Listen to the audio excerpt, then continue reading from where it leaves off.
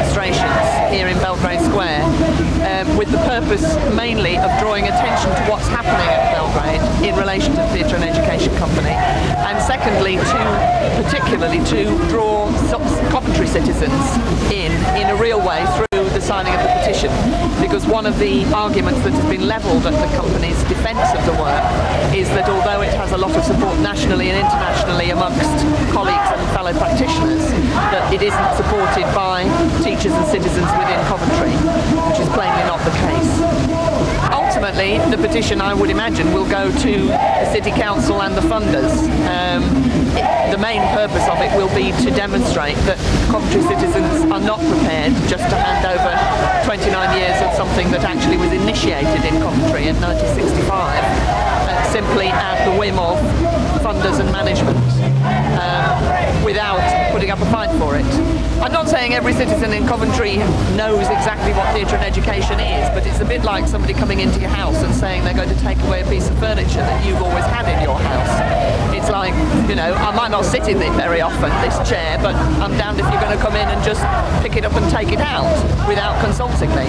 A lot of people feel very much like that. They feel that theatre and education in Coventry is part of the heritage of the city in the post-war period. I voted last year to put these councillors in their place, hoping that jobs would be saved. But when these 11 people lose their jobs, thousands of other children, thousands of young adults that go out from the schools that have difficulties in writing will not be able to get jobs, because they just look at the application forms and throw them away. I say support the theatre and education.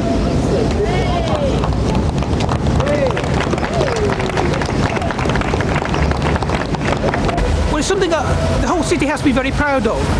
It's strange about theatre education. A lot of people don't know what's going on because it happens in schools and doesn't need publicising. But it's something that a whole series of things just after the war, where Coventry led the world. The first inner city community college, first integrated education where people from outside the country learning English were integrated into schools rather than separated out. The first precinct, which is now, you know, hated by a lot of people, but was a real step forward and copied throughout the world. The education service is another of those real forward-looking things, but by and large it has been crushed. And the number of companies has probably increased, but they're all doing short-lived programmes with people who come out of drama school are told, you know, get an equity card in TI and go off somewhere. So it's not theatre education with any understanding what education is. It's just seen as a way of getting an equity card, and it's all on short-term funding, no security of jobs. And if you look at, you know, the amount of work might stay the same or increased even, the actual quality of that work has just plummeted.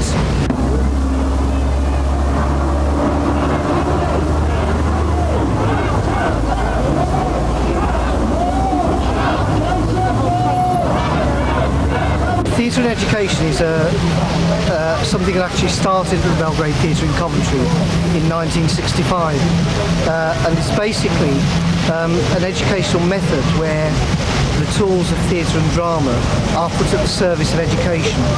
So, for instance, we have here a group of actor teachers who can perform in schools, and we also work alongside children in participatory drama with the object of exploring particular things about the world.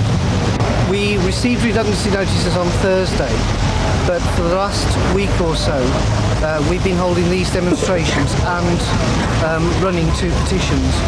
One for members of the public, which we launched last Saturday, and we managed to collect over 1,300 signatures on that. We're also simultaneously have organised a petition for members of Equity, where we're asking them to support a motion that was supported by the membership of Equity at its AGM, calling upon members not to sign new contracts with the Belgrade Theatre. And that also is gathering support from all over the country. And we're also receiving messages of support from abroad. Children don't get the opportunity to learn in the way that we provide other than through a theatre and education company. And every time we go into schools, teachers are always really surprised about how much their kids get out of it. Especially classes where they're thinking, oh, you know, you've got a bit of a troublesome class.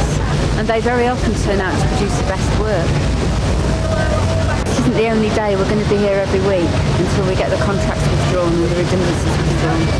And we want the theatre like to sit down and discuss and negotiate with us. Councillor Ford! Councillor Ford! Councillor